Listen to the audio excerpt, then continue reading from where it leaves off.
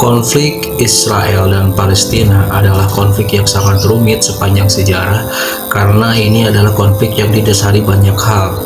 Bukan hanya politik, tapi agama juga, wilayah, dan lain sebagainya.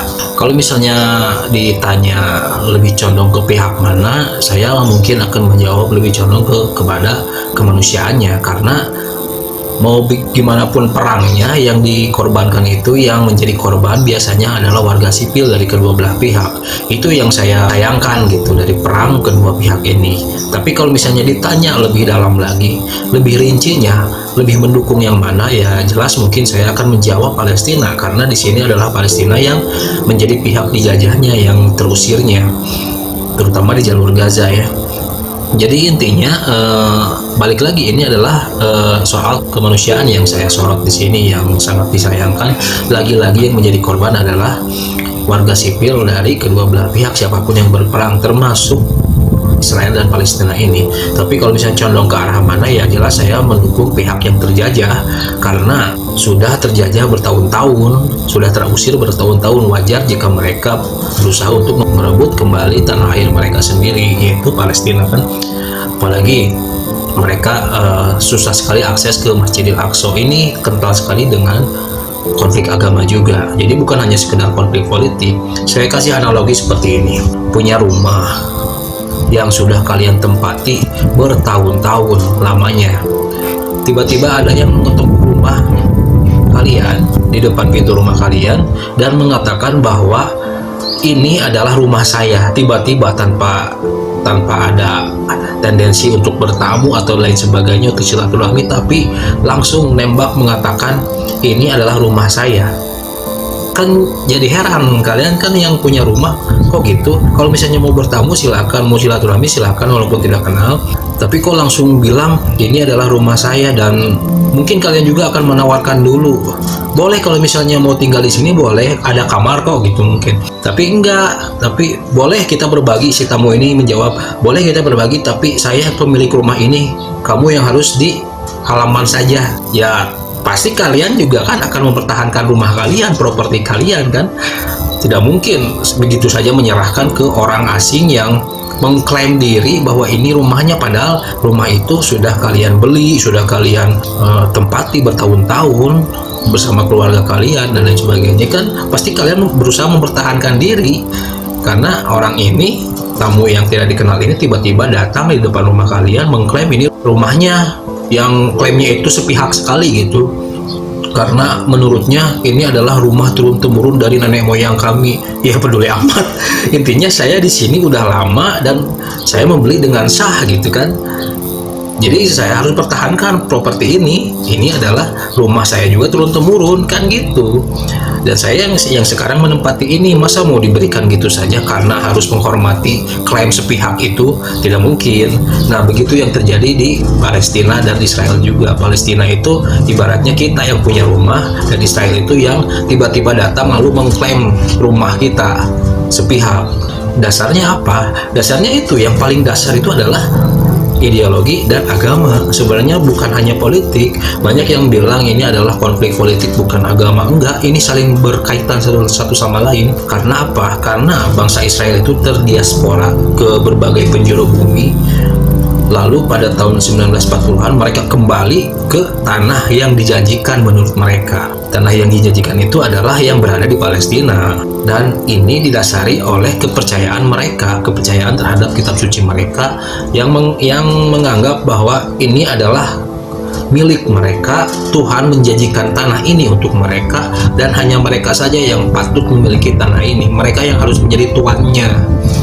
Maka dari itu mereka bisa mengusir paksa warga Palestina itu karena dasarnya ini sebenarnya. Jadi bukan hanya sekedar politik, ini dasarnya paling dasar adalah dasar ideologi agama mereka.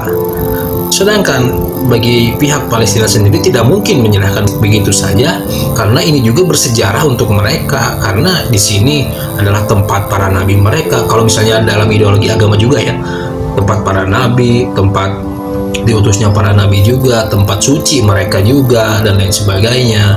Dan ini juga bersejarah untuk mereka, karena di tangan mereka bisa menjaga perdamaian bagi pihak manapun, maupun Islam, Kristen, dan Yahudi. Sementara jika dialihkan begitu saja akan menjadi sepihak gitu. Jadi ini adalah persoalan yang panjang dan yang terjadi sekarang di Palestina, di Israel yang sekarang terjadi perang. Ini tidak akan berakhir begitu saja menurut saya, karena dasarnya ideologi agama, teologi lah. Dasarnya itu keduanya mungkin. Karena gini ya, kalau misalnya kita mau meruntut sebab akibatnya, alasannya, dasarnya, akarnya adalah tanah itu adalah tanah yang dijanjikan oleh Tuhan bagi anak-anak Israel, bagi bangsa Israel.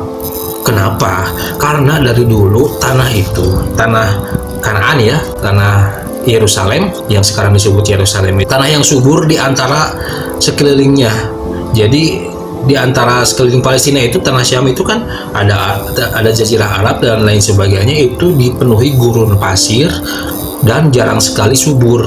Sementara di titik ini strategis, menjadi pusat perdagangan juga, menjadi jalur perdagangan juga dari berbagai macam, menghubung 3 benua juga, dari Afrika, dari Eropa, dan dari Asia. Jadi pusat strategis, dan di sini juga paling subur. Nah, Tuhan memberikan atau menjanjikan tanah ini kepada bangsa yang Dia percaya bisa memegang amanah untuk menjaga tanah ini, karena tanah ini sangat strategis, bukan diklaim sebenarnya. Kalau menurut sudut pandang saya ya, berbeda dengan sudut pandang mungkin kaum Yahudi yang mengklaim bahwa ini adalah milik mereka, titik.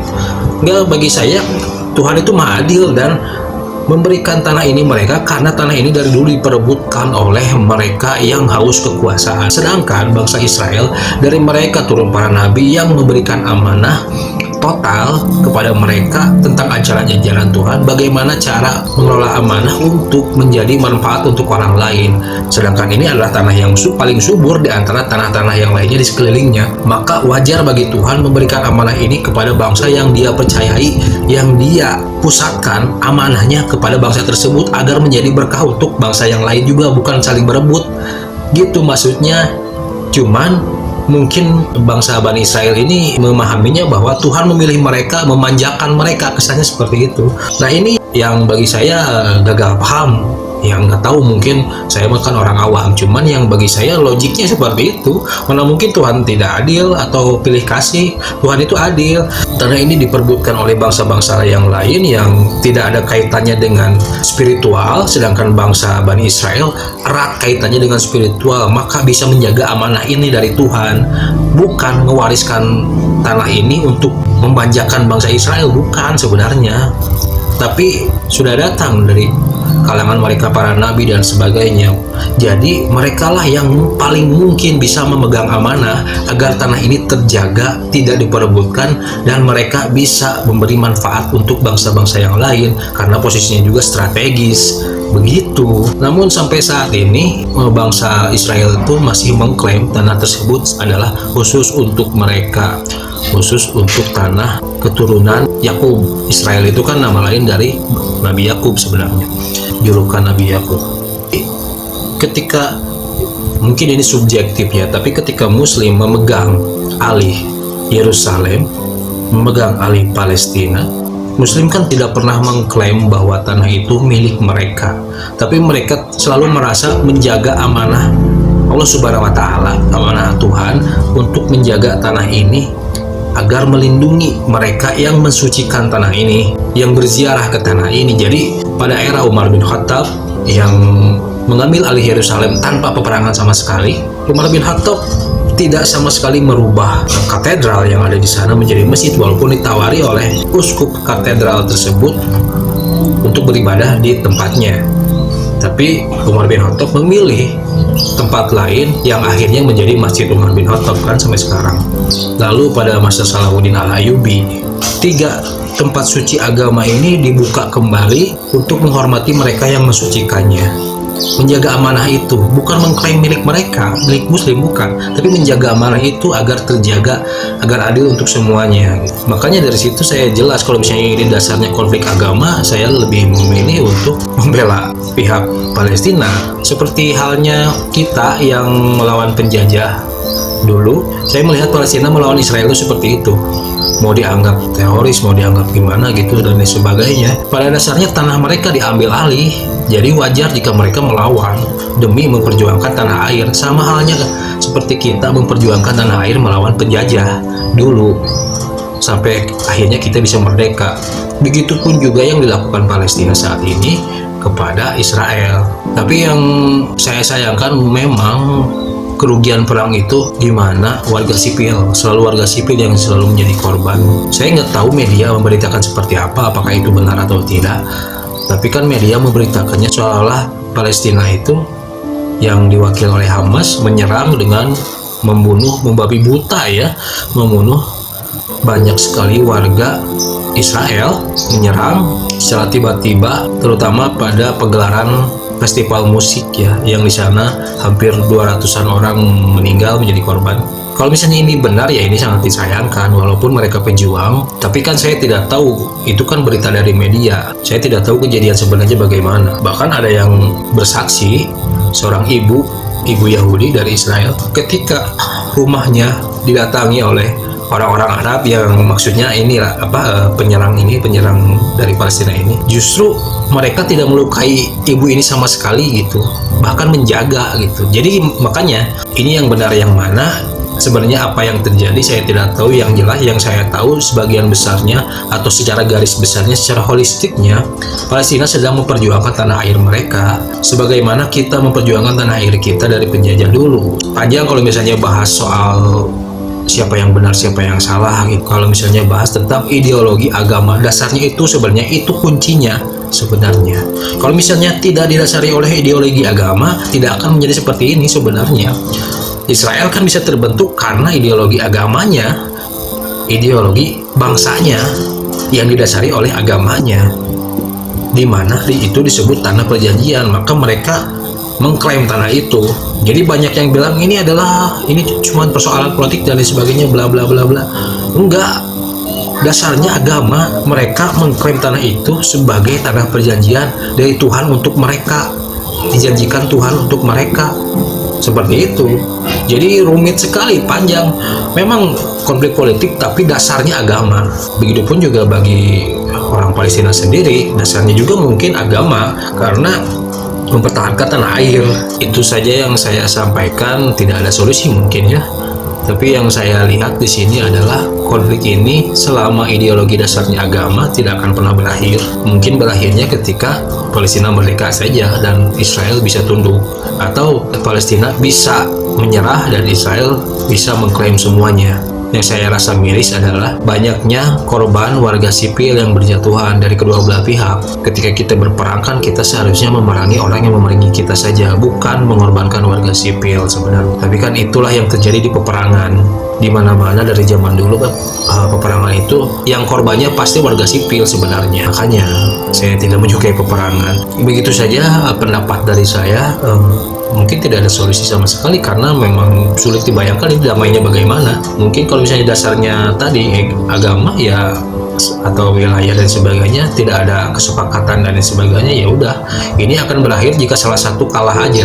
Tapi kalau misalnya ada kesepakatan yang logis, yang kesepakatan yang bisa ditarik mufakatnya bersama untuk hidup bersama dan sebagainya, mungkin ini akan selesai. Hilangkan dulu ideologi agama dan sebagainya, cukup bersepakat untuk hidup bersama di bawah naungan yang sama, bukan di bawah naungan salah satu pihak, tapi di bawah naungan bersama, kesepakatan bersama. Mungkin ini akan selesai. Itu saja dari saya. Terima kasih sudah menyaksikan.